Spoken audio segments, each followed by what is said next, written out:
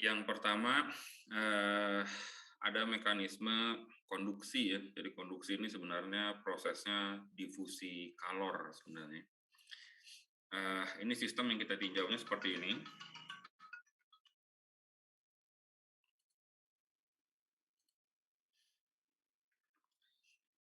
Jadi tes materialnya yang biru ini ya. Yang biru dia diapit oleh dua buah reservoir kalor. Yang satu ada di temperatur tinggi, yang satu ada di temperatur rendah ya. TH lebih besar dari TC. Tebalnya si tes material ini adalah L.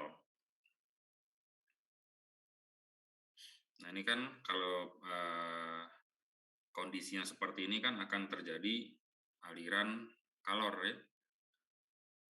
Kalornya mengalir dari arah reservoir panas ke reservoir dingin.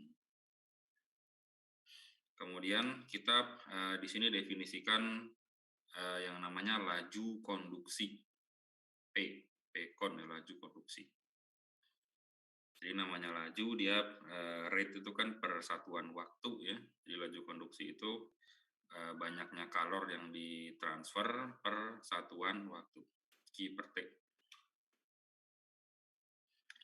Nah ini dari eksperimen, ini persamaannya semi empiris ya, persamaan laju konduksi itu. Dari eksperimen didapat bahwa laju konduksi itu yang pertama dia berbanding lurus dengan delta T atau perbedaan temperatur ya.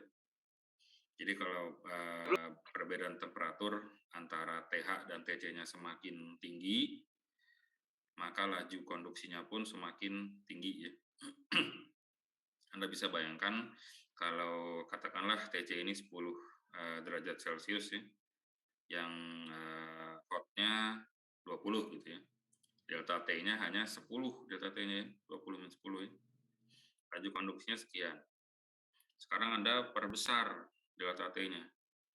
Yang TC-nya 10 Celcius tetap, tapi TH-nya Anda naikkan jadi 200 gitu ya. Jadi ada delta T sebesar 190.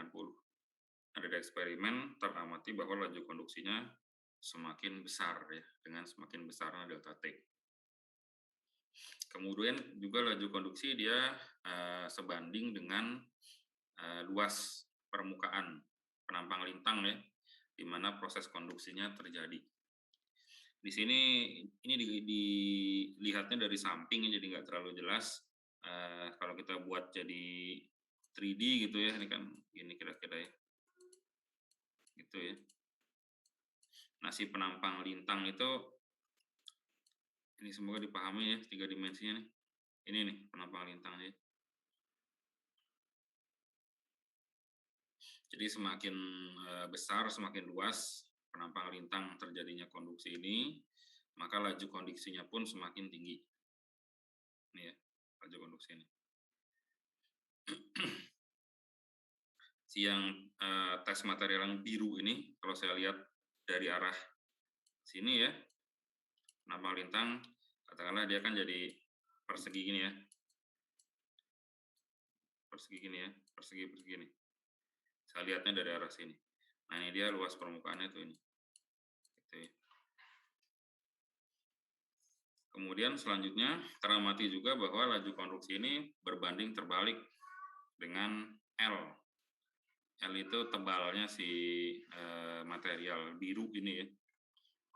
Jadi ini Anda bayangkan kalau saya buat tebalnya 10 kali lipat gitu ya, tebal sekali, dengan menjaga delta T-nya konstan, maka yang teramati dari eksperimen itu laju konduksinya dia turun.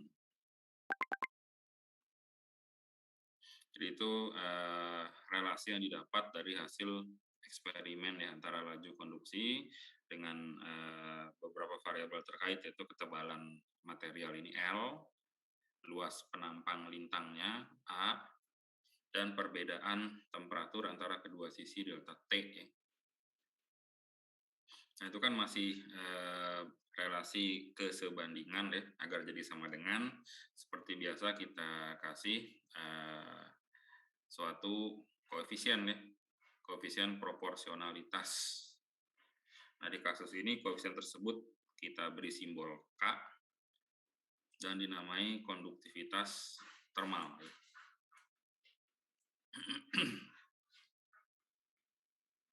Jadi tiap material memiliki nilai konduktivitas termal yang berbeda-beda. Nah, kemudian kalau kita lihat lagi persamaan laju konduksi ini A-nya boleh kita pindah ke bawah ya, ke sini, A-nya. Ini kan satuannya joule per sekon. Kalau A-nya kita pindah, kan jadi joule per meter kuadrat sekon ya. Jadi sesuatu yang melewati suatu permukaan, luas permukaan tertentu per satuan waktu itu kan secara umum namanya flux ya. Flux atau flux. Nah, di sini P per A itu adalah flux kalor, flux ya. Simbolnya Q double aksen. Joule per meter kuadrat sekon. Jadi heat flux-nya bisa kita tulis sebagai TH-TC per K ya dari persamaan ini. P per A sama dengan TH-TC per L per K. Nah, ini sekarang bisa kita analogikan nih dengan sistem lain, yaitu sistem kelistrikan. Anda masih ingat ya, di kelistrikan kita punya persamaan I sama dengan delta V per R ya, atau V per R ya, potensial per hambatan R, resistansi. Nah, I ini harus dia analogi dengan heat flux ya. Kalau di sini yang mengalirnya adalah kalor, sedangkan di I ini mengalirnya adalah muatan kan, elektron yang mengalir. Tapi persamaannya analogi. Di sini kita punya delta V, beda potensial, di sini kita punya delta T, beda temperatur ya. Karena itu yang di bawah ini L per K, ini dikenal juga sebagai thermal resistance, R term ya, dengan mengambil analogi dari kelistrikan, resistansi atau hambatan termal ya, si R ini.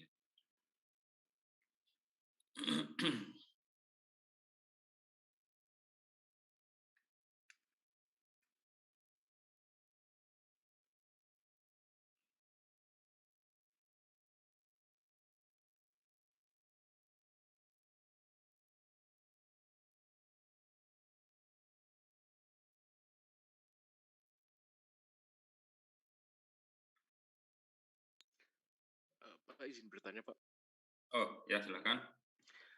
Untuk sistem yang heat transfer konduksi ini nanti konduktornya akan thermal equilibrium dengan kedua yang lain, atau kita tidak menghitung, kita tidak faktorkan itu juga? Oke, jadi gini, ini kan yang namanya reservoir itu kan TH-nya kita anggap konstan ya. TH-nya konstan, TC-nya konstan. Jadi itu asumsinya demikian, konstan. Jadi pada saat T sama dengan 0, si tes material biru ini disusun demikian, ini akan prosesnya akan bergantung waktu dulu ya, fungsi waktu. Jadi laju konduksinya nggak akan konstan dulu di detik-detik pertama atau di saat-saat pertama. Tapi setelah kita tunggu sekian waktu, maka prosesnya akan menjadi tunak atau steady state ya. Tadi pertanyaannya apakah thermal equilibrium, ini masalahnya si THTC-nya temperaturnya di keep konstan ya. Jadi dijamin akan selalu ada perbedaan temperatur di antara kedua permukaan si tes material yang biru ini ya. Jadi jawabannya TH dan TC nggak akan mencapai thermal equilibrium karena dianggapnya memang temperaturnya nggak akan pernah berubah ini ya, kasus ini.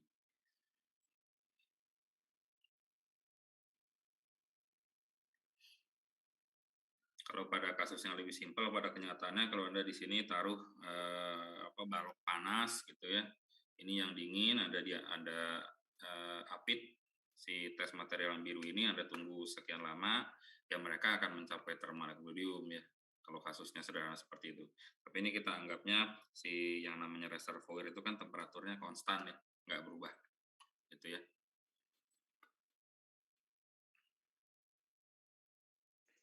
Oh, jadi ini kita hanya menghitung ini apa namanya, transfer heat dari reservoir yang tinggi dengan suhu yang konstan ke yang Ya, lebih transfer rendah heat ya, Pak? di Ya, konduksi, apa, laju konduksi di dalam energi si yang melalui ini ya, Pak, konduktor, ya, Pak? yes, yes, betul ya.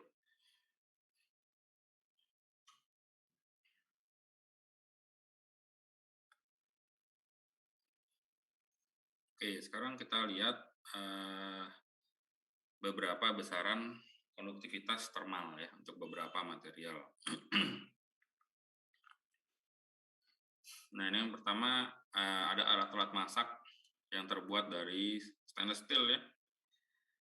Ini biasanya penampakannya bagus gitu ya, keren gitu stainless steel tuh ya. Nah, ini ternyata konduktivitas termalnya nggak tinggi-tinggi amat nih. Angkanya sekian ya, sekitar 14 watt per meter Kelvin nih. K-nya. Kan tadi berkaitan dengan laju konduksi ya. Jadi ini kalau secara simpel bisa kita anggap dia penyebaran panasnya tidak secepat itu ya, kalau kita gunakan alat masak dari stainless steel. Kemudian yang kedua, kalau Anda perhatikan Anda sedang beli nasi goreng atau mie tek-tek ya di mamang-mamang gitu ya. Anda perhatikan alat masaknya tidak terbuat dari stainless steel ya, tapi dari besi tempa. Nah, ternyata material besi tempa tersebut punya konduktivitas termal yang jauh lebih tinggi dari stainless steel ya, 67. Jadi ini panasnya lebih merata dibanding stainless steel. Nah, sekarang Anda jadi tahu ya alasan kenapa tukang mie tek-tek nggak pakai stainless steel, tapi pakai besi tempa. Mungkin karena dia paham ya bahwa besi tempa itu thermal conductivity-nya lebih tinggi dari stainless steel ya. Jadi dia pakai ini ya. Nah, ini apa yang biasa kita pakai mungkin ya untuk masak mie instan ya. Ini materialnya aluminium biasanya, sangat ringan sekali, aluminium. Nah, ini ternyata lebih tinggi lagi nih thermal conductivity-nya ya, mengantarkan kalornya angkanya ada di 235 nih. Kemudian kalau koki atau chef profesional gitu ya, Anda mungkin pernah lihat di acara-acara masak yang pro gitu ya, alat masaknya Anda lihat warnanya agak ke kuning-kuningan gini ya, alat masaknya. Nah, itu terbuat dari material tembaga. Dengan thermal conductivity-nya ada di angka 400-an. Jadi ini panasnya bisa kita anggap sangat merata ya. Jadi pakai masak enak banget kan. Di seluruh bagiannya dia merata ya, kan apinya cuma dari bawah ya, tapi dia dengan cepat bisa sangat rata panasnya, kalornya. Kemudian ini kita lihat ada yang lebih tinggi lagi, perak ya. Ya kalau alat masak saya kira jarang sekali atau nggak ada yang terbuat dari perak ya. Yang ada itu yang namanya silverware ya. Ini di toko-toko souvenir suka ada yang jual ya. Alat makan yang terbuat dari perak gitu ya. 99.9 perak gitu ya, seperti ini. Nah, ini tadi Anda lihat punya thermal conductivity yang sangat tinggi ya. Jadi apa ini alat material yang baik untuk makan apa enggak ya. Anda bayangkan Anda sedang makan sup panas gitu ya. Sup yang panas mendidih, Anda makan pakai material perak ini. Dia kalornya cepat sekali ya menjalar ke tangan Anda ini. Jadi tangan Anda harusnya ini cepat merasa panas dari si sup tersebut ya. Ini. Kalau Anda makan hot plate gitu, panas makanannya Anda pakai silverware ya, panas tangan Anda cepat. Atau kalau Anda sedang makan es krim ya, es krimnya es krim mewah gitu, Anda pakainya sendok perak. Yang terjadi adalah panas tubuh Anda menjalar dengan cepat ke si es krim nih. Jadi Anda sendok es krim, Anda ngobrol bentar, tahu-tahu udah meleleh si es krim nih. Dia mudah sekali, panas tubuh Anda mudah sekali menjalar melalui material perak ini. Jadi untuk makanan-makanan dengan suhu yang tinggi atau suhu yang panas atau dingin, mungkin ini bukan ide yang baik ya, walaupun mewah, tapi jadi nggak nyaman ini ya. Alat makan yang terbuat dari perak seperti ini ya. Oke, sekarang kasusnya kita buat sedikit lebih rumit atau lebih menarik ya, yaitu testing materialnya kita buat berupa komposit. Komposit itu kan gabungan dari beberapa material ya. Di sini Anda lihat, ini kita gabungkan dua material yang memiliki nilai K yang berbeda. Bagaimanakah laju konduksi untuk bahan komposit ini ya, terdiri dari dua material. Nah, tadi saya bilang tadi pas teman Anda bertanya ya, di saat-saat awal pertama dia masih berubah terhadap waktu ya. Proses konduksinya berubah terhadap waktu. Kita tunggu sebentar, sekian detik, maka akan tercapai kondisi steady state atau tunak ya. Nggak berubah lagi pekonnya.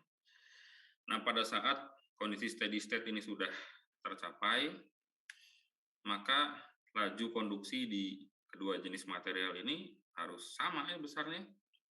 Kalau nggak sama, dia si energinya lari kemana ya? Nggak bisa. Jadi harus sama, laju konduksinya harus sama nilainya. Steady state. Kita tulis laju konduksi untuk masing-masing material ya. Ini untuk material 2. Ini untuk material 1.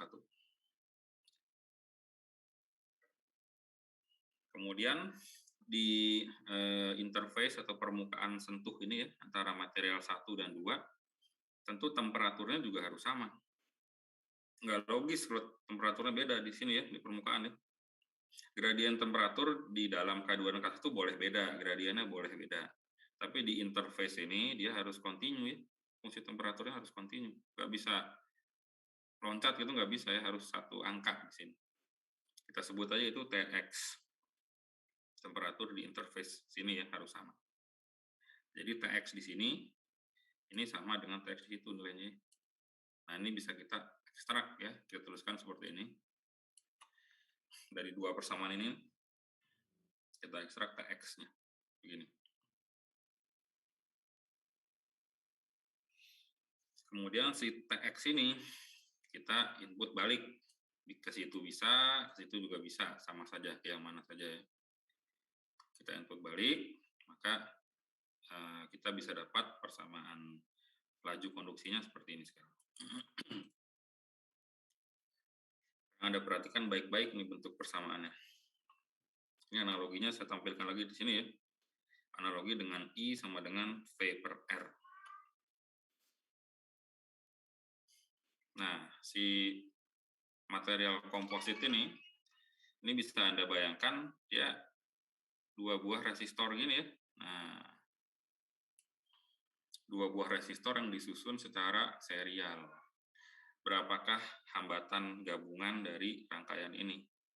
Serial kan ditambahkan saja R1 tambah R2. Nah, ternyata sama ya nih.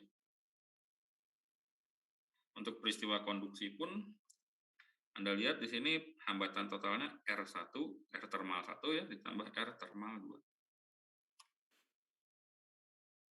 Jadi dari sini sudah terlihat polanya ya.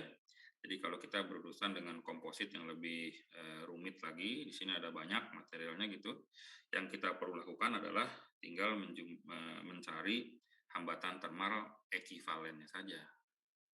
Yang mirip dengan mencari hambatan ekivalen dari rangkaian resistor serial ya.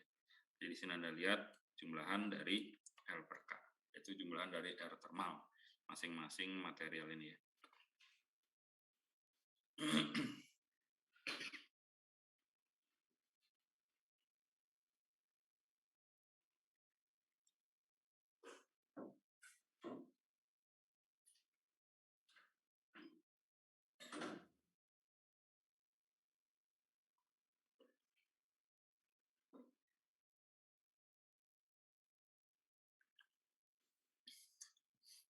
Oke, sekarang mekanisme heat transfer yang berikutnya.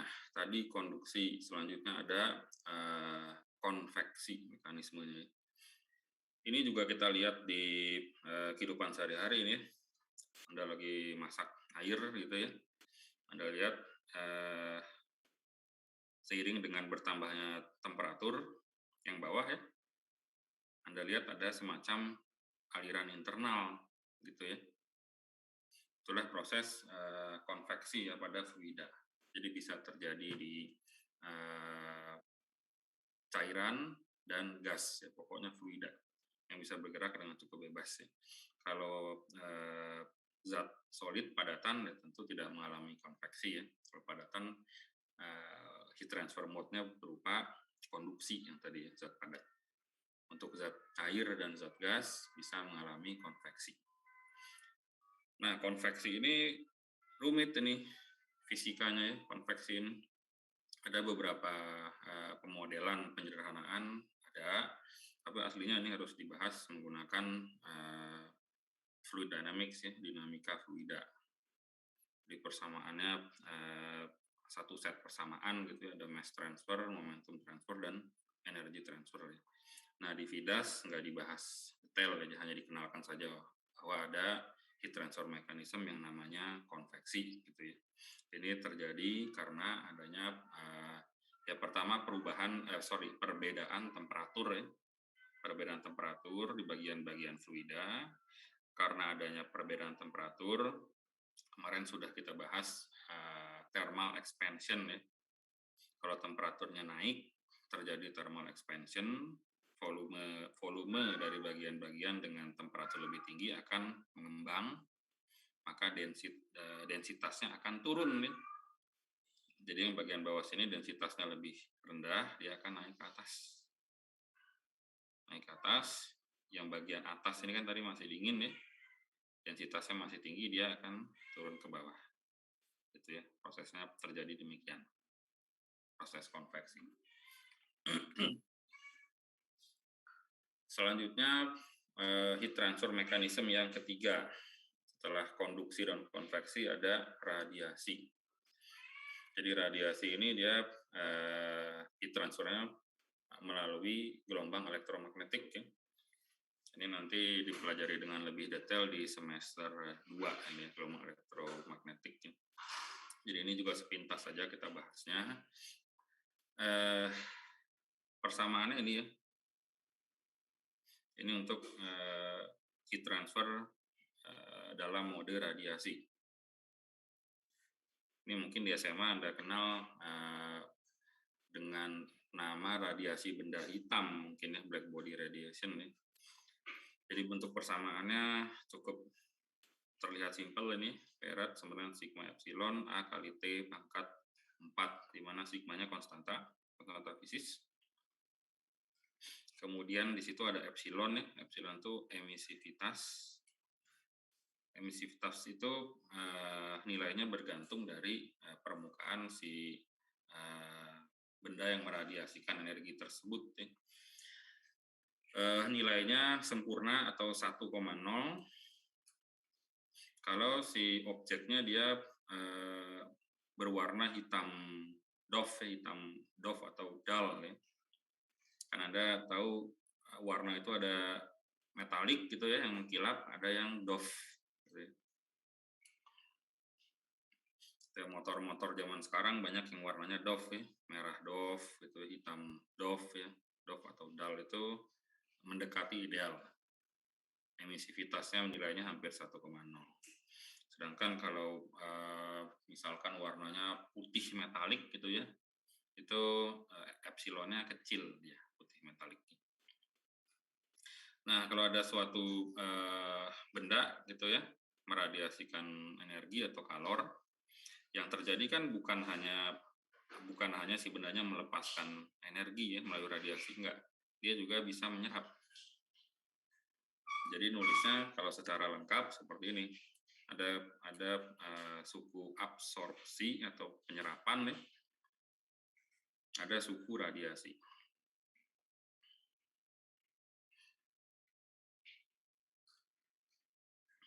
Bisa ditulis sebagai persamaan yang ini ya. TENV itu T environment ya, temperatur lingkungan, sedangkan T-nya itu si T objeknya. Jadi kalau misalkan ada sebuah bola logam gitu ya, warnanya merah gitu ya dengan epsilon tertentu, maka dia bisa memancarkan energi ya melalui radiation heat transfer, dan dia juga bisa menyerap energi, absorption heat transfer ya. Nanti tinggal mana yang lebih besar saja untuk menentukan PNET. Secara net gitu, apakah dia meradiasikan energi atau menyerap energi secara net.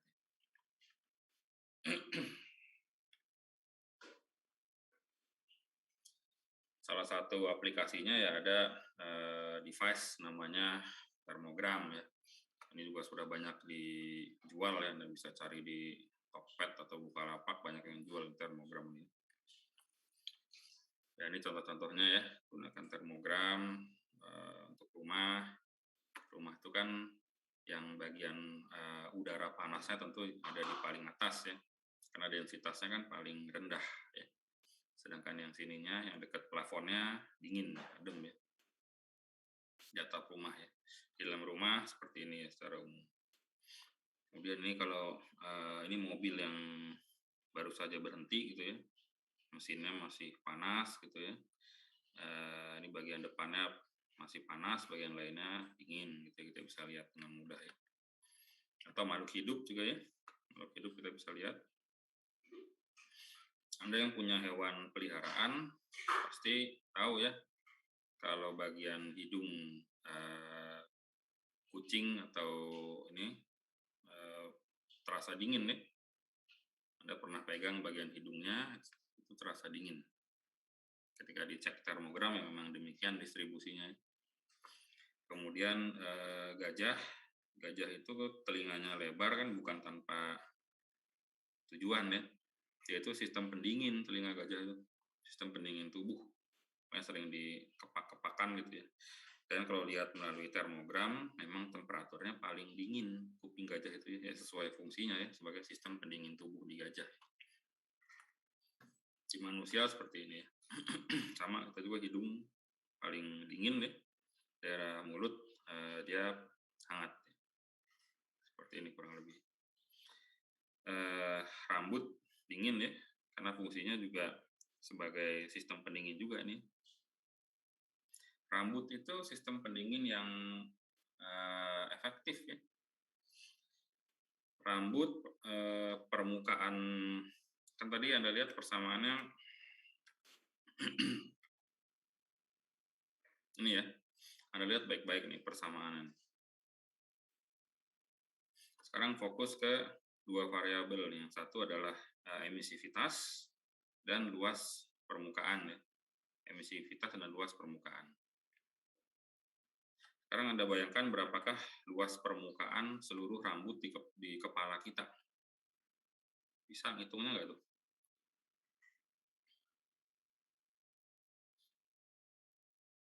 Yang jelas cukup besar ya. Luas permukaan rambut itu ya. Apalagi rambut kita diameternya kecil ya. Maksud saya untuk volume yang sama, kalau diameter rambut kita katakanlah rambut kita diciptakannya tebal misalkan ya, diameternya 1 cm. Kan paling ada beberapa helai saja di kepala kita ya. Mungkin hanya 50 helai gitu ya, kalau diameter 1 cm. Luas permukaannya sekian gitu ya. Sedangkan rambut kita yang sebenarnya sekarang kan kecil sekali diameternya ini. Ada banyak sekali rambut di kepala kita. Luas permukaannya sangat-sangat luas ya. Jadi hanya sangat besar. Kemudian kalau Anda perhatikan rambut kita warnanya hitam nih. Hitam mendekati doff lah, walaupun ada mengkilapnya sedikit ya, hitam mendekati doff. Jadi emissivity-nya bagus, besar ya, mendekati 1. Luas permukaan A-nya pun besar. Jadi rambut kita sistem pendingin yang sangat baik ya. Kita lagi kepalanya panas gitu ya, prosesornya lagi melakukan proses berpikir, maka excess heat-nya itu dilepaskan melalui rambut. Jadi Anda lihat di sini rambutnya dingin ya, biru, karena dia sebuah thermal radiator yang baik. Oh ya, Jadi ingat ya, saya bilang radiator. Anda yang hobi otomotif atau agak tahu tentang otomotif, itu tahu komponen mobil motor yang namanya radiator kan ya? Radiator. Jadi harusnya dia heat transfer mode-nya berupa radiasi. Nah, ada yang suka memperhatikan nggak radiator tuh warnanya apa ya di mobil motor tuh? Warna radiator kalau Anda perhatikan, kalau motor nggak semua motor ada radiatornya sih ya. Motor yang cc-nya agak gede baru ada radiator gitu ya. Oh, atau Satria 150 juga ada radiator. Nah, Anda perhatikan warnanya ternyata warna logam ya, silver ya, beberapa motor ya. Warnanya warna silver. Pada warna silver jelas emissivity-nya dia lebih rendah dibanding kalau warnanya dicat hitam doff. Jadi itu entah ada salah desain atau apa ya, seharusnya kalau mau membuat radiator yang baik itu, radiator kendaraan ya, warnanya jangan warna logam seperti itu, silver seperti itu, tapi warnanya adalah hitam doff ya, untuk radiator agar dia bagus ya, radiation rate untuk heat transfernya. Nah, sekarang kita lihat kasus ini juga ya. Anda mungkin sering lihat ya di jalanan ada kendaraan-kendaraan mobil yang dimodif ya, dimodif, ditempel doff stiker seperti ini ya. Jadi mobilnya jadi seperti duoton gitu. Nah, ini hanya untuk gaya-gayaan atau untuk apa nih ya? Mobilnya ini aslinya warnanya putih metalik ya. Putih metalik itu emissivity-nya kecil, metalik ya. Kemudian di bagian kap sini dilapisi material hitam doff ya. Hitam doff itu emissivity-nya tinggi. Nah, sekarang saat mobilnya sedang mesinnya nyala, itu kan panas ya, mesin mobilnya panas. Sekarang kita lihat persamaan ini. Kita lihat kira-kira bagaimana P net-nya. Kan si kap mesin ini kan dia bisa mengabsorpsi panas dan bisa meradiasikan panas ya pada saat yang bersamaan. Kita lihat persamaan ini. Kalau saat mesin mobilnya sedang menyala, kira-kira mana yang lebih tinggi ini? Temperatur lingkungan dan temperatur si kap mesin ini.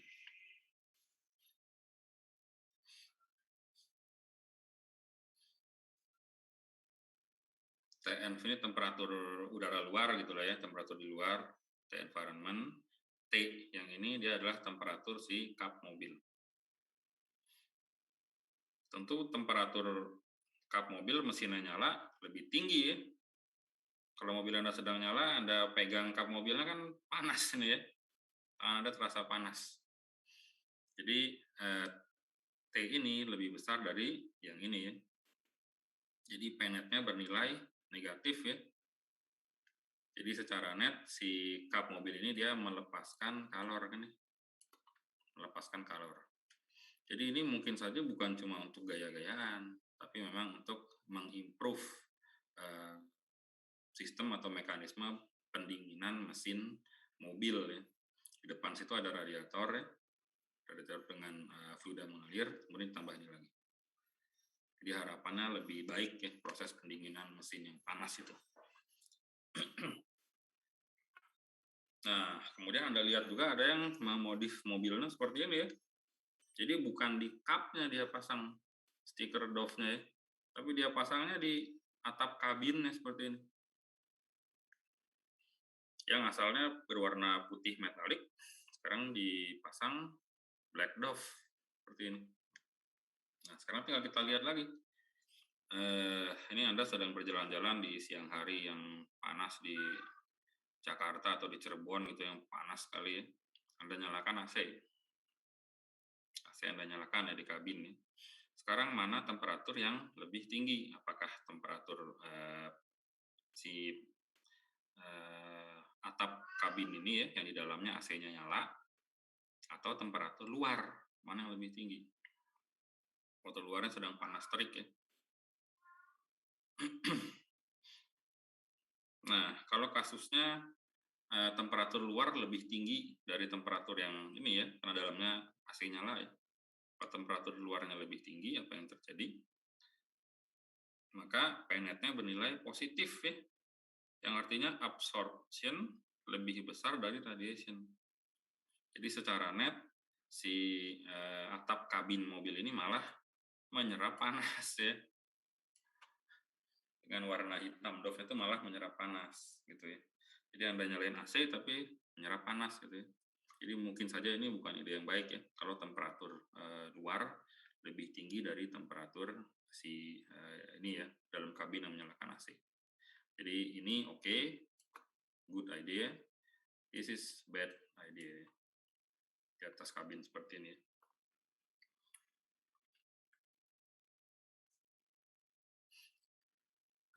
Mungkin ini salah satu contoh lagi ya, heat radiation by human body. Ini bisa kita dapatkan dari referensi ya. Sigma itu ini hanya konstanta ya. Kemudian emisivitas tubuh manusia itu sekitar 0,95. Kemudian rata-rata luas permukaan tubuh kita, ini rata-rata saja ya. Ini bergantung tinggi masing-masing orang, lebar masing-masing orang gitu ya. Rata-rata sekitar 2 meter persegi. Kemudian temperatur tubuh kita ya standarnya 38 Kelvin lah ya standarnya. Kemudian ini temperatur di negara kita gitu ya, di iklim tropis 300 Kelvin. Nah kita bisa estimasi ini ya, berapakah P net. Kemudian berapakah energi rilis per day hanya melalui radiasi. Ini bisa Anda masukkan ya ke persamaan ini. Anda masukkan data-data ini ke persamaan itu ya. Didapat angka 95 Joule per sekon atau sekitar 8,2 megajoule per hari. Ini hanya energi yang dilepaskan tubuh Anda melalui proses radiasi.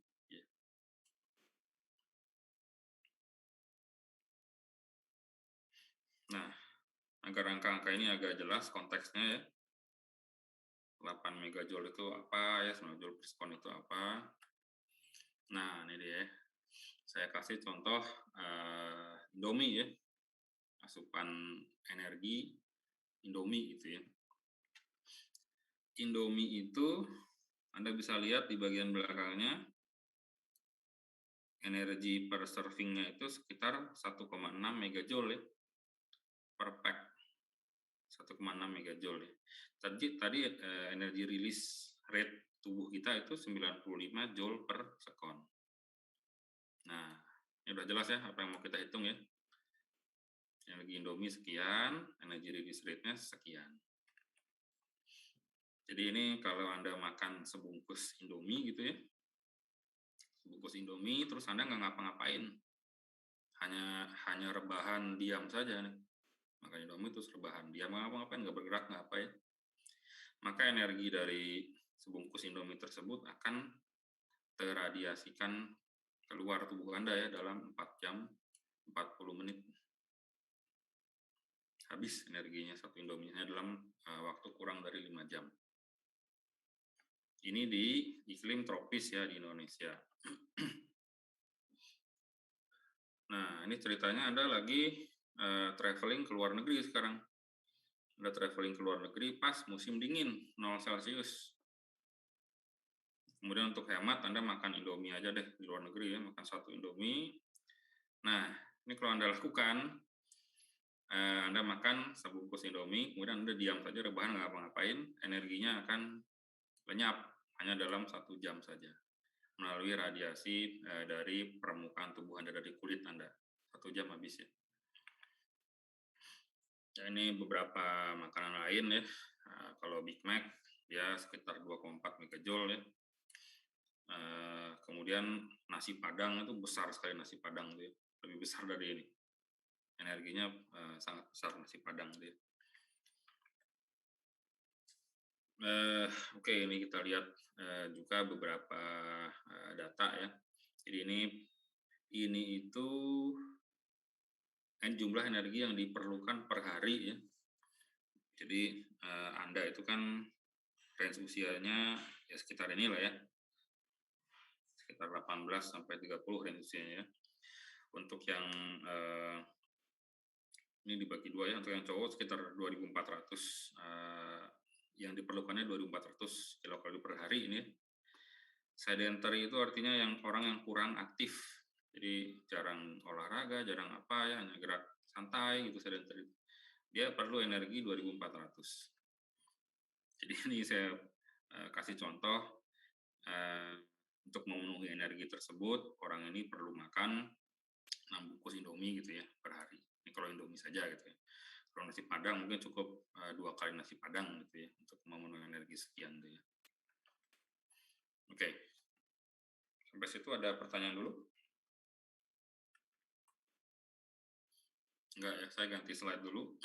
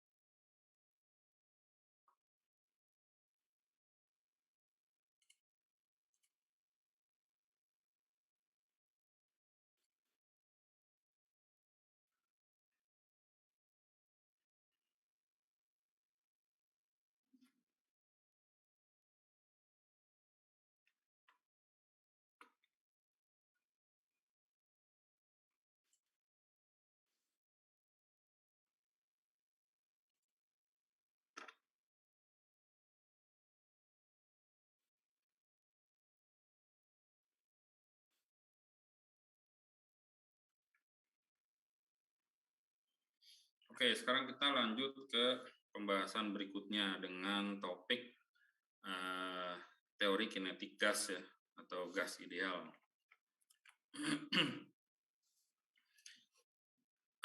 Pertama kita identifikasi dulu variabel apa saja yang bisa kita gunakan ketika membahas fisika gas ya. Pertama ada volume ya. Volume ini kan ya berkaitan dengan atom-atom gas yang dia bebas berkeliaran gitu ya di wadahnya. Kemudian selanjutnya ada variabel tekanan.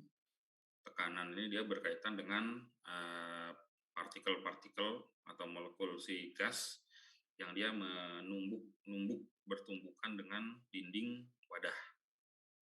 Jadi menghasilkan tekanan ya. Kemudian si partikel-partikel gas tersebut dia selalu bergerak ke sana kemari ya, punya energi kinetik.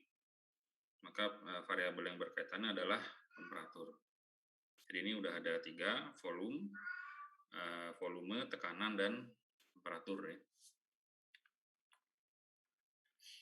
Nah, yang 3 tadi itu adalah yang dinamakan dengan variabel makroskopik ya. Karena bisa kita lakukan pengukuran dengan mudah ya. Anda diminta mengukur volume suatu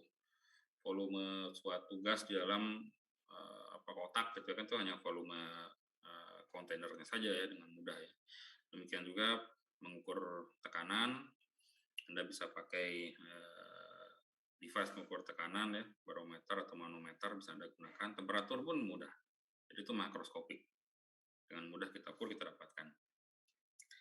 Kemudian ada juga beberapa variabel mikroskopik, mikro.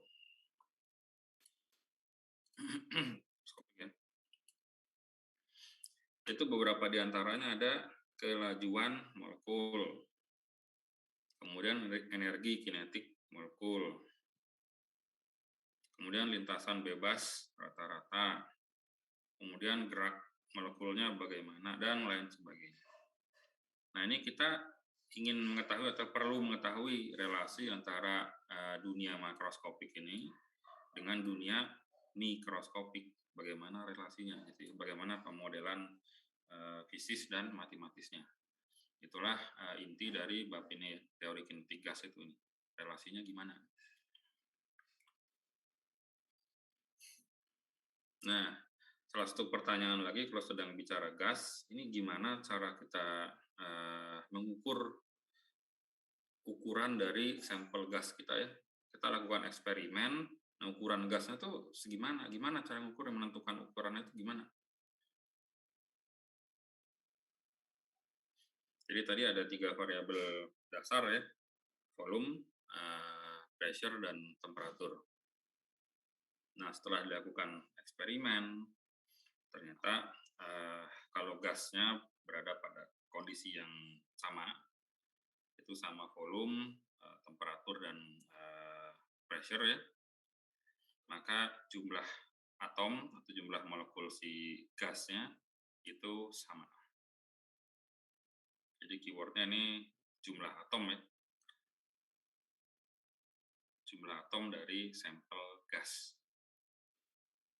Itu yang bisa kita gunakan sebagai ukuran dari sampel gas.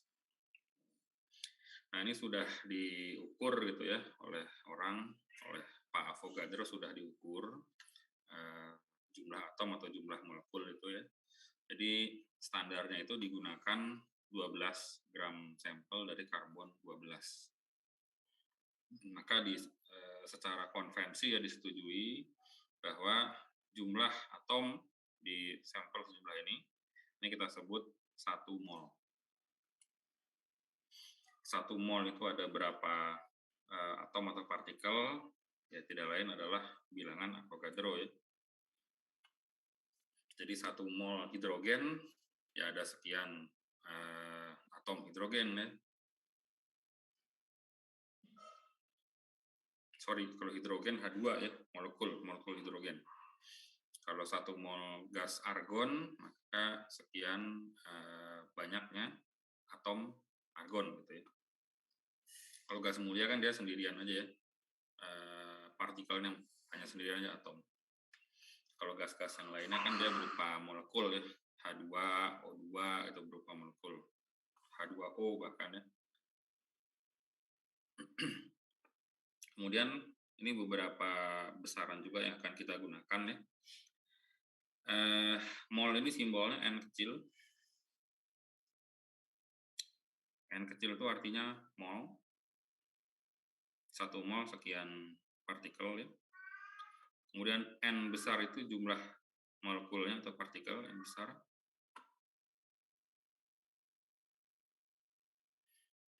M sampel itu massa dari sampelnya, tadi contohnya ini ya. 12 gram itu M sampelnya. Kemudian ada M saja tanpa subscript M ya. Ini molar mass. Massa molar itu artinya massa 1 mol gas. Massa 1 mol gas itu adalah massa molar. Kemudian M kecil ini massa individual dari tiap-tiap atom atau molekul. Maka relasinya bisa kita tulis di bawah sini ya. Bahwa kalau kita katakanlah saya sedang bermain-main dengan 1 miliar partikel argon, itu berapa mol? Maka tinggal jumlah tadi 1 miliar dibagi bilangan Avogadro ya, sekian mol, gitu ya, yang pertama ya. Kemudian selanjutnya saya sedang bermain-main dengan katakanlah 1 gram emas gitu ya. 1 gram emas itu berapa mol? Ya tinggal 1 gram dibagi massa molar dari si emas ya, sekian mol gitu ya. Massa molar itu, massa 1 mol zat adalah massa tiap-tiap partikel ini ya. Massa tiap partikel dikalikan jumlah partikel dalam 1 mol ya. Ini ya. Nah, ini jangan ditukar-tukar, nanti akan kita gunakan nih. Relasi antara jumlah mol, jumlah partikel ya, bilangan Avogadro, massa sampel, dan massa molar sampel M.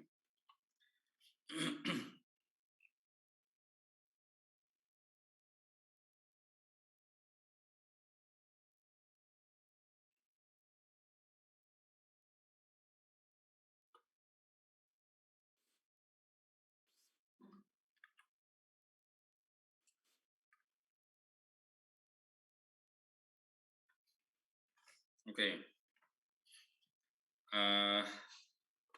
Jadi ini eksperimen yang bisa kita lakukan ya, kalau sedang bermain-main dengan gas.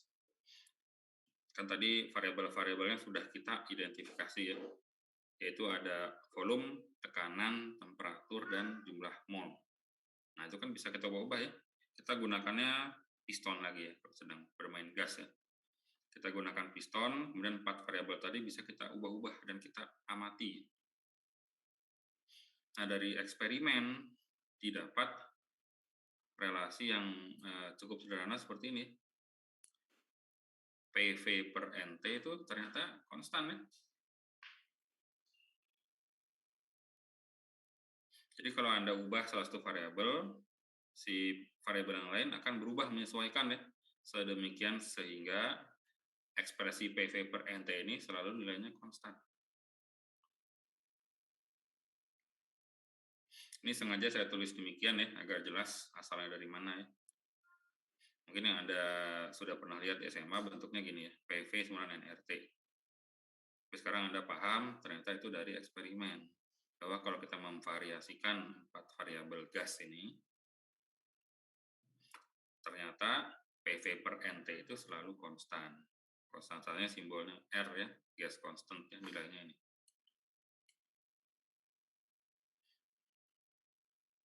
Nah, gas yang memenuhi gas kan bisa macam-macam ya, Anda bisa pilih berbagai macam gas, bisa pilih hidrogen, helium, oksigen, bisa udara biasa ya, campuran hidrogen dan oksigen, bisa macam-macam gasnya. Gas mana yang mau dipilih untuk eksperimen gitu ya.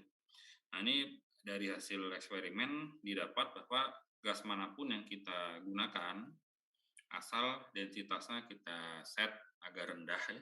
Densitas rendah itu kan berarti molekul-molekulnya dia cukup jauh ya. Jadi tidak saling berinteraksi. Nah, jadi kalau densitasnya kita set rendah, gas apapun ternyata mendekati persamaan ini. Nggak tepat sama enggak, tapi mendekati persamaan. Karena itu jadinya disebut kalau gas yang benar-benar memenuhi persamaan ini kita sebutnya gas ideal gitu ya. Yang benar-benar ideal ya nggak ada, tapi ini secara teori saja ya. PVNRT ini gas ideal gitu ya. Kemudian ini ada konstanta lain, konstanta Boltzmann ya.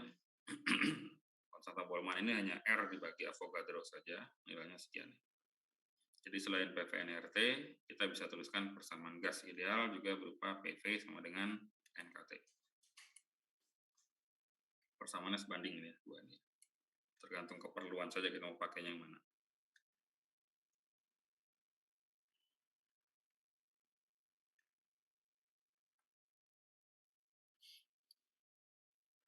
Nah, ini ada kejadian yang bisa dijelaskan menggunakan teori gas ideal ya. Ini itu ceritanya ada tangki ini tangki kereta. Anda mungkin pernah lihat di film-film gitu ya, atau melihat yang langsungnya gitu. Ada kereta-kereta yang atasnya itu tangki ya, membawa bahan bakar gitu ya. Nah, ini tangki ini secara periodik, secara berkala kan dibersihkan ya. Dibersihkannya menggunakan uap panas. Jadi uap panas disemprotkan ke dalam tangki ini dibersihkan. Nah, ini yang terjadi ini orang membersihkan tangki ini sore-sore gitu ya, sore menjelang malam. Bersihkan pakai uap panas. Nah, saat kondisinya masih panas, ditutuplah seluruh katupnya ya, ditutup semua katup. Kondisinya masih panas. Kemudian pas dilihat besok paginya ternyata sudah ringsek seperti ini ya. Sudah ringsek. Kenapa bisa ringsek? Kita tinggal lihat persamaannya ya. Jadi pada saat si seluruh katup ditutup, itu kondisi di dalam itu masih uap panas di dalam tuh ya. Masih uap temperatur tinggi. Kemudian seiring berjalannya waktu, semalaman gitu ya, uapnya ada yang terkondensasi, berubah menjadi cair yang embun uap di dalam situ ya. Yang artinya jumlah mol si gas di dalam tangki ini kan berkurang ya. Molnya berkurang, N-nya berkurang. Kemudian temperaturnya juga turun sepanjang malam ya. Temperatur turun, jadi yang sini N dan T ini dia turun, jadi kecil. Sedangkan volumenya, ini tangki baja, ini kan volumenya konstan awalnya. Kan nggak bisa berubah-ubah, ini nggak fleksibel ya, konstan. V-nya konstan. Sedangkan PV per NT ini harus selalu konstan. Jadi NT ini turun, V konstan, PV per NT harus konstan. Apa yang terjadi? Paham ya? Yang saya bilang ya?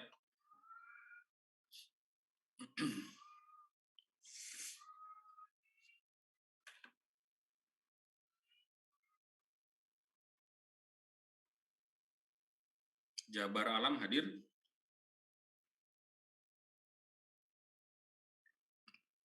Jabar Alam hadir?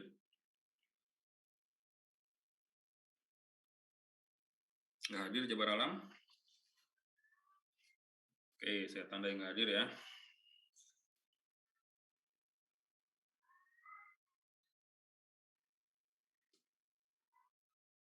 Farel Ardiansyah? Saudara Farel hadir?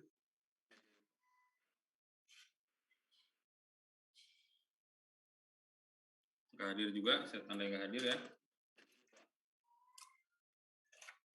Jabar nggak hadir, Farel nggak hadir.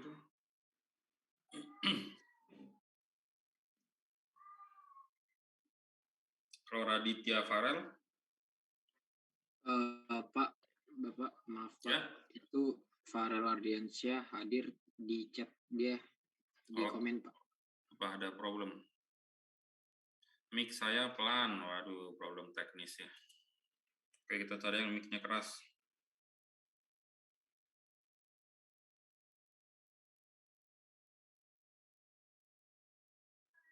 Putri Rinda hadir?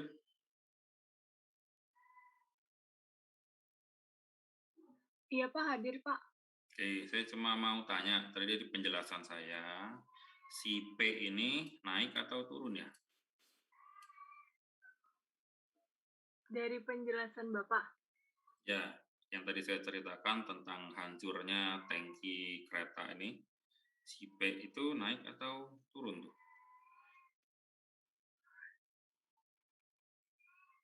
Turun Pak.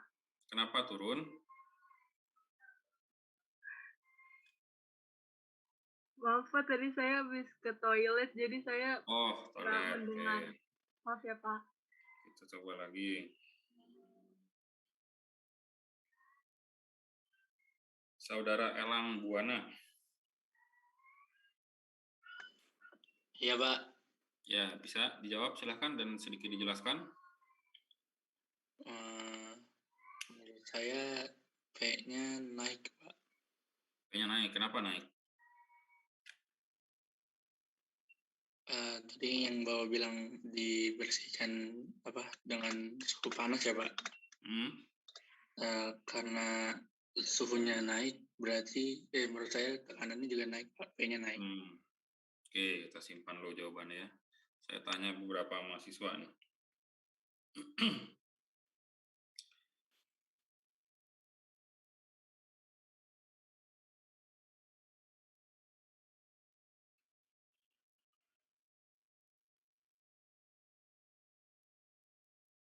Saudara Pandia Indra hadir? Hadir, Pak. Oh, saudari, oke. Gimana menurut Anda nih? P naik atau turun dan jelaskan kenapa?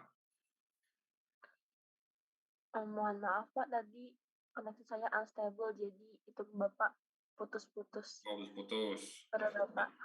Oke, banyak hambatan memang online gini ya. Saya tanya satu lagi, siapa ya?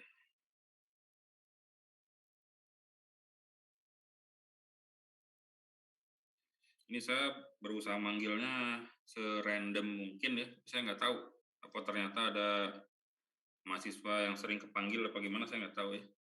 Saya random yang kelas. Juan Frederick hadir? Turun, Pak. Kenapa turun? Ceritanya gimana tuh? Karena dia itu harus konstan, Pak, dengan penurunan temperatur dan mol.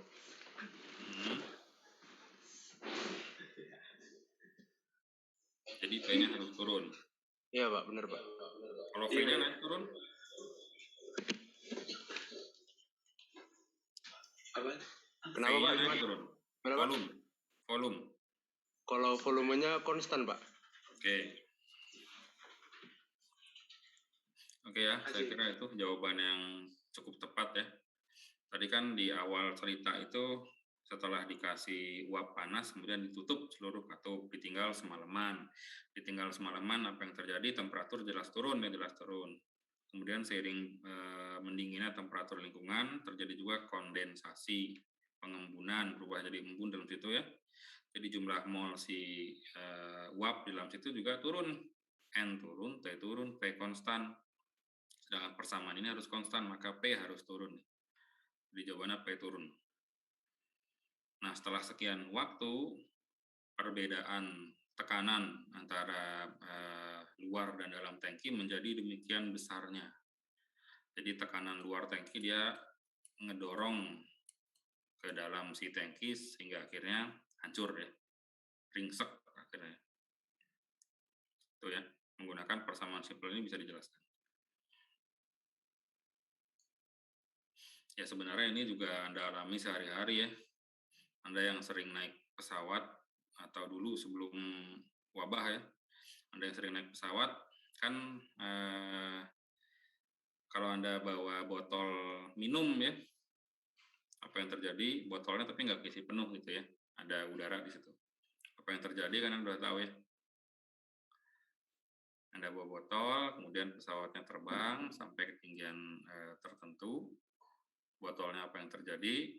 Nah, penjelasannya pakai ini, persamaan gas ideal. Itu juga alasan, mungkin itu juga alasan dilarang membawa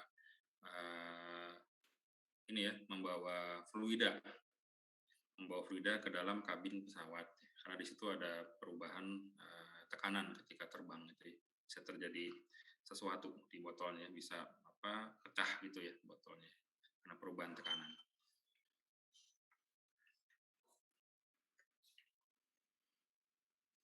Atau break dulu 5 menit lah ya.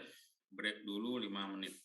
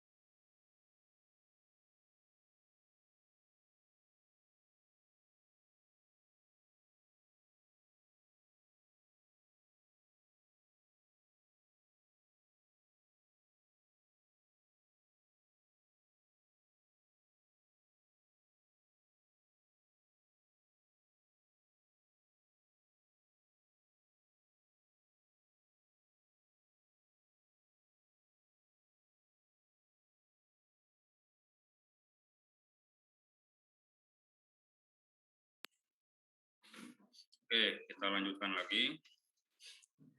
Semoga jadi lebih fokus ya setelah break 5 menit.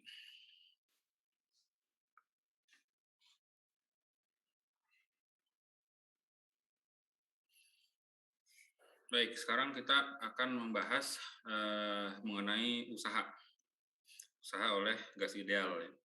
Jadi di teori kinetik gas ini device atau alat eksperimen yang kita gunakan selalu berupa piston seperti ini. Ini mirip dengan yang di bab sebelumnya ya.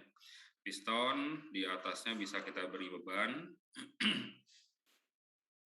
kemudian di bagian bawah terkoneksi dengan thermal reservoir yang bisa kita atur-atur temperaturnya ya. Kemudian yang di samping ini ada thermal insulation, jadi nggak bisa lewat pinggir situ ya.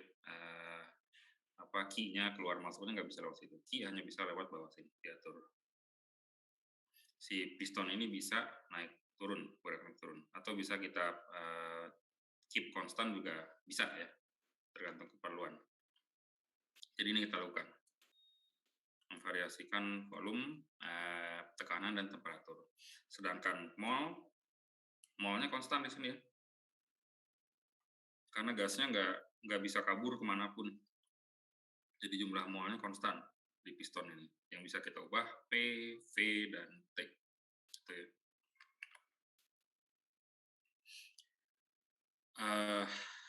Pertama ini usaha oleh gas ideal pada temperatur konstan. Persamaan untuk usaha kita sudah punya ya, W sama dengan integral F dot ds. F-nya itu apa? F-nya P kali A ya. Jadi saya perjelas lagi, A-nya itu adalah luas permukaan si ini, yang kepala piston ini ya, yang bisa naik turun. Luas permukaan kan pi r kuadrat, itulah A, luas permukaan.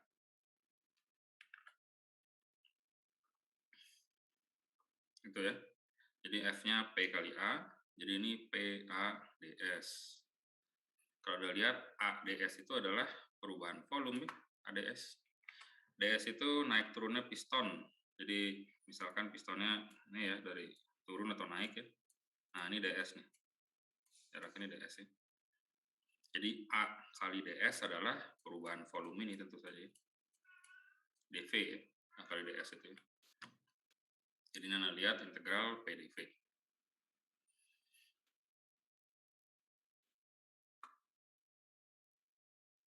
Ini ya.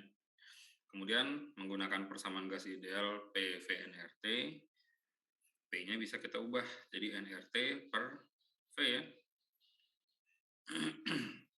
Di mana N-nya jumlah molnya konstan, gasnya nggak bisa kabur kemanapun. R konstanta gas.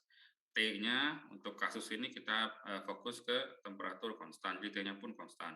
Jadi tiga ini konstan semua, jadi sebuah konstanta saja itu ya. P-nya sebuah konstanta dikalikan per V. Kita gunakan persamaan ini untuk P diganti, di mana nRT-nya bisa keluar integral, jadi hanya integral seper V dV. Integral seper V tentu saja ln ya, logaritma natural. Jadi dapat persamaan yang pertama ini. Ini kita bisa menghitung usaha yang dilakukan oleh gas jika prosesnya adalah proses temperatur tetap. nRT ln Vf per Vi. Nah, sekarang kita ketemu lagi dengan diagram PV. Ini nanti akan kita gunakan terus sampai bab termodinamika ya, diagram PV. Nanti ada satu lagi diagram TS, satu lagi. Nah, ini kita gambarkan prosesnya berupa garis-garis seperti ini. Nah, garis-garis yang merepresentasikan temperatur yang sama, temperatur konstan, itu disebutnya garis-garis isotherm. Jadi kalau prosesnya proses isotherm, dia pasti mengikuti salah satu garis ini ya. Digambarkan yang merah sini proses kita. Dari kondisi inisial ke final. Mengikuti sebuah garis isotherm pada 310 Kelvin.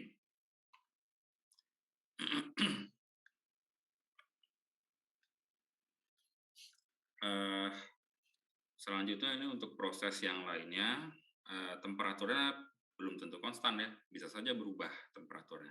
Sekarang kita fokus kalau prosesnya itu tidak melibatkan perubahan volume. Jadi volumenya konstan yang pertama ya. Persamaannya masih sama, W sama dengan integral FDS ya, PDV. Nah ini kalau tidak ada perubahan volume, ya W-nya 0 ya. Integral PDV-nya 0. Jadi proses-proses isovolume, dia usahanya bernilai 0. Kemudian berikutnya, volumenya boleh berubah, tekanannya yang kita keep konstan, P-nya ya. Jadi integral PDV, kalau P-nya konstan ya dia keluar integral, jadi integralnya hanya integral dV saja. Jadi untuk proses tekanan tetap, usaha yang dilakukan oleh gasnya adalah P delta V. Jadi tadi ada temperatur tetap ya, temperatur tetap, ini volume tetap, ini tekanan tetap, beda-beda semua ya.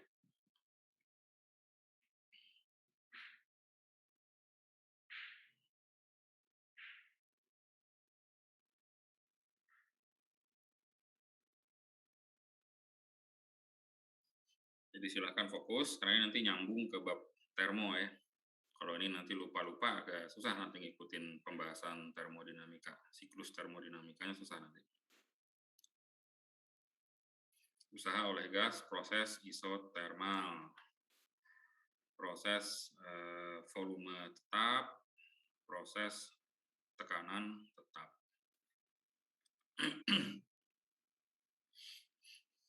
Oke. Ini sekarang kita mulai masuk ke pembahasan yang mikroskopik ya. Di sini kita ingin tujuannya adalah kita ingin mengetahui relasi antara tekanan gas ya dengan pergerakan si molekul gas di dalam wadah. Ini pemodelan fisis kita seperti ini. Ada suatu wadah kubus. Wadah kubus dimensinya L. Kemudian kita fokus dulu ke satu aja dulu nih, satu molekul gas bermassa M dengan vektor kecepatannya demikian. Kemudian Anda bayangkan si molekul kan bergerak ke sana kemari ya, bergerak sana kemari sampai akhirnya dia menumbuk salah satu dinding si wadah ini ya, bertumbukan. Kita anggap tumbukannya bersifat elastik. Tumbukannya elastik ya, jadi ketika dia bertumbukan ke sana, dia akan memantul, maka ada perubahan momentum linier di situ ya. Anda lihat, ini saya gambarkan gitu ya, aduh, susah nih gambarnya. Anggapnya dia mantul gini ya. Ini kan bisa Anda urai vektor V-nya ini ke tiap sumbu ya, X, Y, Z. X, Y, Z ya. Ini komponen vektor kecepatan yang arah Y dan Z-nya tidak ada perubahan nih, nggak ada perubahan. Setelah memantul ya, sebelum dan setelah mantul tidak berubah komponen Y dan Z-nya. Yang berubah adalah komponen kecepatan yang arah X, yaitu berbalik arah nih kan, setelah mantul balik arah. Jadi bisa kita tulis perubahan momentum arah X-nya delta Px, momentum akhir kurangi momentum awal ya. Momentum akhir itu besarnya sama, hanya arahnya saja yang berbalik ya. Arahnya adalah min X. Jadi Anda lihat di sini min M kali Px. Sedangkan momentum awalnya M Vx. Jadi perubahan momentum yang dialami si partikel gas ini sebesar min 2M Vx.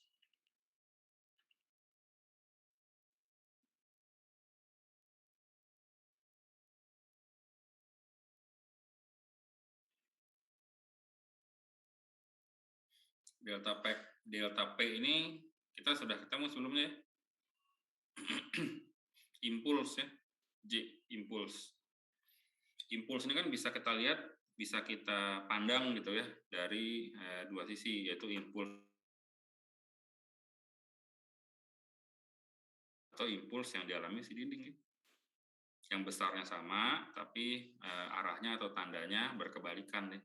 Jadi kalau ini perubahan momentum yang dialami si molekulnya min 2 mvx, maka impuls yang dirasakan si dindingnya adalah besarnya sama, tandanya kebalik ya, yaitu plus, jadi plus ya, 2 mvx impulsnya yang dialami si dinding. Kemudian ini kita ini kan kita pemodelannya kita sederhanakan ini.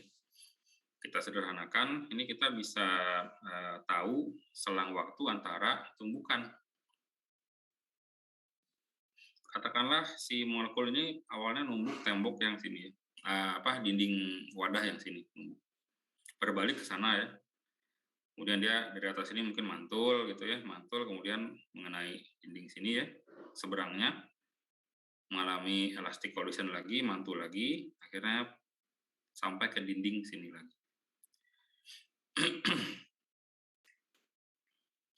Kalau waktu yang diperlukan si molekul ini sejak dia memantul dari dinding sini ya, sampai dia balik lagi ke dinding situ, itu kita sebut aja delta T ya. Waktu antara collisionnya delta T. Ya. Maka jarak arah X yang ditempuhnya adalah 2L ya. Komponen jarak tapi arah X-nya saja. Kan tentu 2L ya. Kemudian Vx-nya kita anggap konstan. Maka kita punya persamaan delta T sama dengan 2L per Vx. Ya. Delta T sama dengan 2L per Vx. Ini kan persamaan kinematika biasa ya, bahwa jarak yang ditempuh itu sama dengan kecepatan kali waktu tempuh kan gitu ya, sama saja ya. Ini sekali lagi kita fokus hanya yang komponen X saja dari tadi ya, hanya komponen X saja. Kita urisi satu komponen saja, X saja.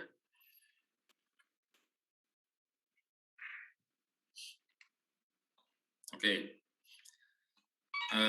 Tadi delta Px kita sudah dapat ya, yaitu impuls yang dirasakan si dinding ya. Sekarang kalau kita tulis dalam bentuk delta P per delta T, delta P per delta T, Anda mengenali ya, dari hukum Newton 2, yang biasanya mungkin lebih dikenal dengan F sama dengan M kali A, tapi dari bab sebelumnya kita tahu ya, bahwa F itu adalah dP dt. Jadi ini sebenarnya F ya gaya. Gaya apa? Gaya yang diberikan oleh si molekul yang bergerak-gerak tadi ketika dia mengalami tumbukan dengan dinding. Delta P-nya 2M Vx. Delta T-nya tadi kita modelkan sebagai 2L per Vx ya. Jadi persamaannya jadi M V kuadrat per L.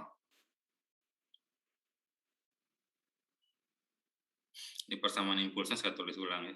Delta P itu sama dengan J impuls sama dengan F kali delta T. Jadi delta P per delta T-nya sama dengan F kan ya.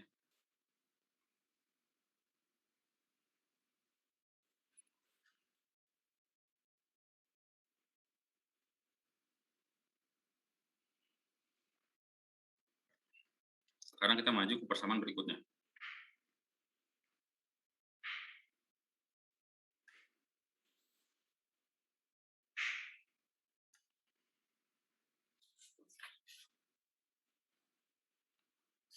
Atau nih kalau saya tanya, coba ya. Nika hadir, Nika? Hadir, Pak.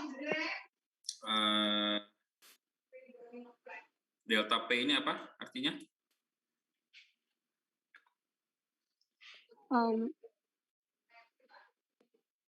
Delta P, ya, delta P.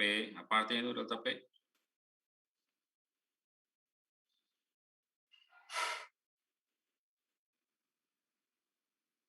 Silakan dijawab. Atau pas? Gaya bukan, Pak. Oh, ini gaya Anda sebut ya. Oke, kita tanya yang lain. Maulid. Hadir, Pak. Delta P ini apa nih? Perubahan momentum. Momentum, oke. Kalau ini apa nih? Itu gaya, Pak, yang di P per DT itu. Gaya. Ini perubahan momentum, ini gaya. Iya, Pak. Oke, satu lagi coba kita tanya.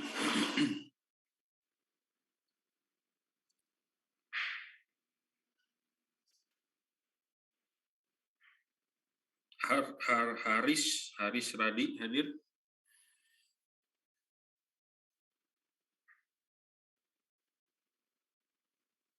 Saudara Haris hadir. Iya, Pak, hadir, Pak. Ini apa nih? Delta P ini? Delta P perubahan momentum, Pak. Perubahan momentum. Kalau P ini? P itu momentum saja, Pak. Momentum saja. Oke.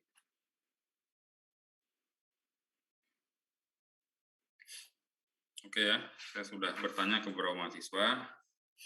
Nah, sekarang Anda fokus nih, agar nggak salah-salah ketukar-tukar ya. Tadi sengaja saya tanyakan ya. Jadi di fisika itu kita dari dulu punya apa? Problem teknis gitu ya, yaitu kita kekurangan notasi. Jadi yang ini tentu saja betul, ini karena sama dengan J ya, ini tentu saja perubahan momentum delta P. Tadi kemudian saya tanya, kalau P ini apa ya P ini? Nah, P ini bisa Anda lihat dari persamaan yang ini. Nih. F bagi L kuadrat. L kuadrat itu apa? Tadi yang kubus tadi ya. Kubus dengan dimensi L. Jadi L kuadrat itu adalah luas permukaan. Jadi P di sini sama dengan F per A.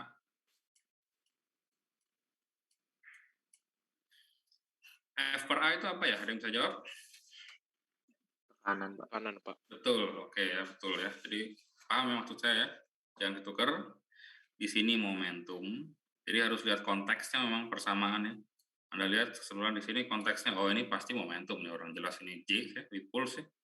Sedangkan di sini Anda lihat konteksnya P. P ini apa nih? P sebenarnya F per L kuadrat, F per O ini P tekanan, pressure ya.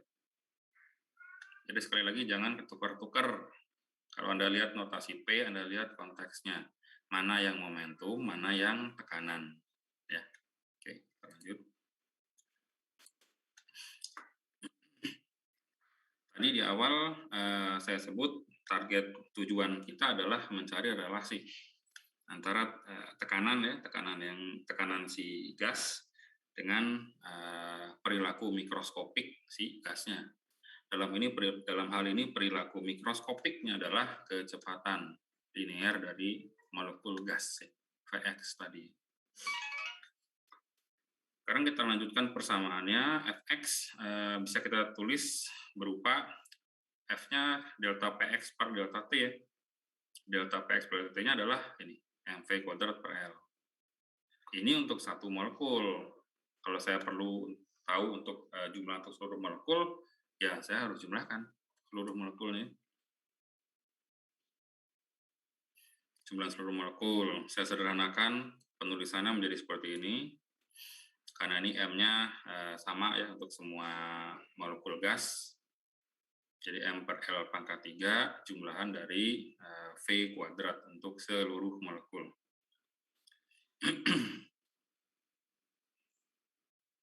Nah sekarang, ini perhatikan persamaan ini.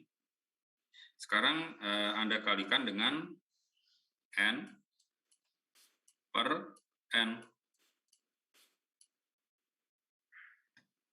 N itu apa? Anda bisa jawab? N besar itu apa?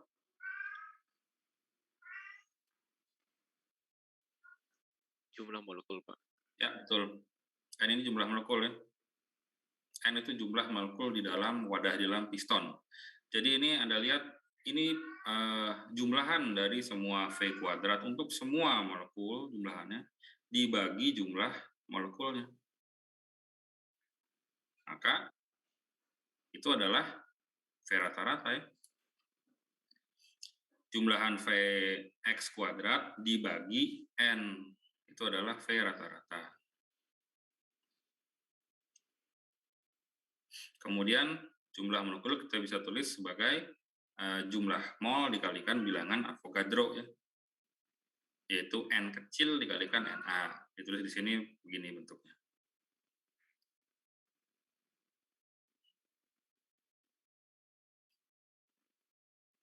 Jadi P-nya bisa ditulis seperti ini ya.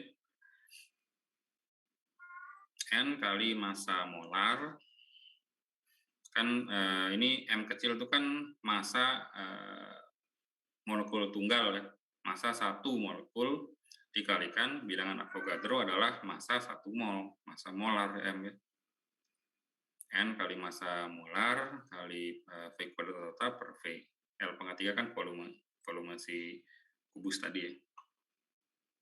Nah, tapi ini problemnya ini masih dalam komponen X saja nih, masih X. Kan nggak umum ini. Kita sedang bicara gas, masa harus tahu hanya arah X-nya saja, kan repot juga ya. Kita punya relasi ini, bahwa V kuadrat sama dengan Vx kuadrat plus V kuadrat plus Vx kuadrat ya. Nah, di sini kita pakai asumsi ya.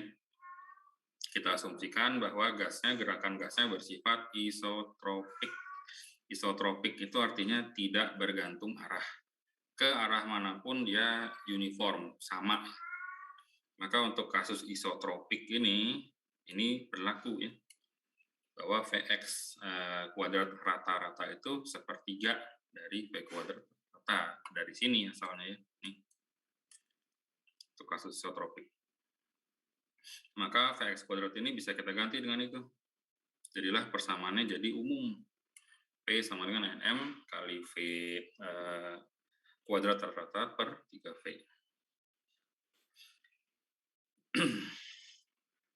Nah, yang ini ada penamaan khusus ya. V kuadrat rata-rata itu ada penamaan khusus, yaitu akar dari ini itu adalah VRMS. Root mean square ya. Root mean square. Jadi urutannya adalah Anda square-kan dulu, Anda kuadratkan ya, variabelnya Anda square-kan, kemudian Anda hitung nilai min-nya, nilai rata-ratanya, rata-rata dari kuadrat ya, kemudian terakhir Anda ambil nilai root-nya, Anda akarkan ya. Itulah RMS ya, you square it, you take the mean, you take the root. Ya. Maka menggunakan notasi RMS ini kita ganti lagi ya. Jadi begini.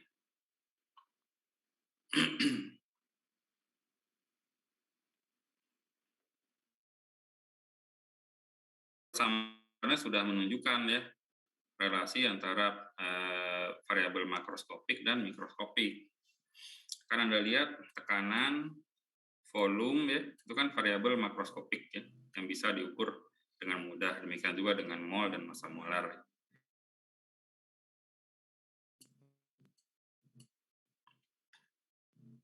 Ini sudah menggambarkan relasi tadi. Kemudian bisa kita gunakan persamaan gas ideal PV-NRT ya. PV-NRT menggunakan dua persamaan ini digabung ya.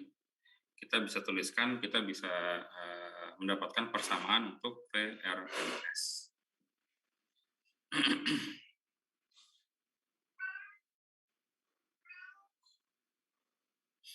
P-nya Anda ganti dengan NRT per V ini ya. NRT per V sama dengan ini, kemudian Anda ekstrak VRMS-nya dapat ini.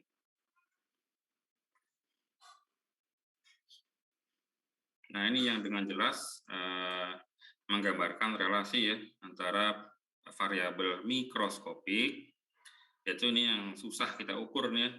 Anda bayangkan Anda sedang adik Anda sedang bermain balon gas gitu ya. Anda diminta menentukan, adik Anda nanya nih, Kak, berapa sih kecepatan rata-rata gas di dalam balonku gitu ya, RMS berapa? Menggunakan persamaan ini jadi mudah nih ya. R hanya konstanta ya, temperatur bisa Anda perkirakan, M massa molar dari gas dalam situ ya. Anda bisa kasih tahu adik Anda, oh VRMS di balon gas tersebut sekian meter per sekon ya, dengan mudah pakai ini.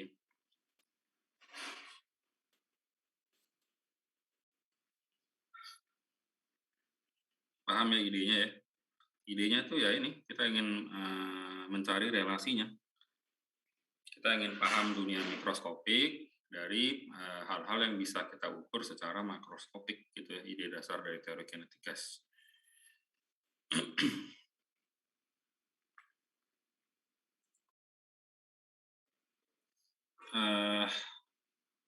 Ya, ini beberapa contoh ya, angka-angka dari RMS speed. Jadi luar biasa tinggi nih, hidrogen, helium, ini ordernya 1000 sampai 2000 meter per sekon. Ini luar biasa tinggi sekali nih. Uap air gitu ya, dan lain sebagainya. Tapi ini mungkin jadi membuat Anda bertanya-tanya nih.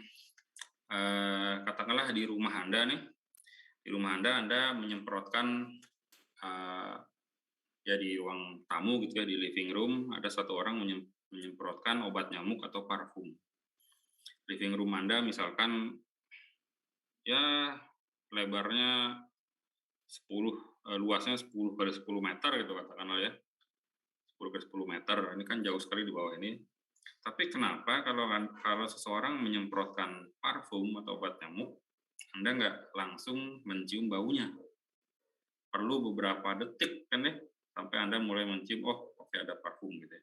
Padahal ini luar biasa nih.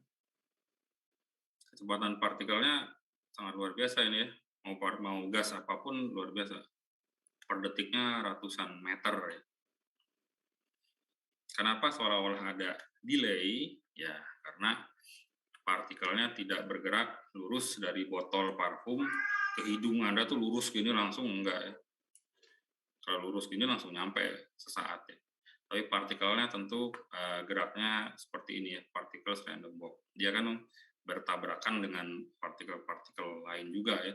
Jadi dia perlu waktu untuk sampai dari titik sini sampai situ ya, sekian detik.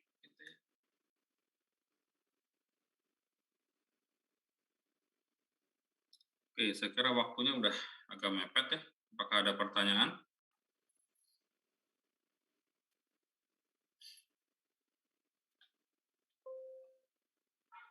Oke, saya kira kita lanjut lagi nanti ya materinya. Oke, kalau belum ada pertanyaan, saya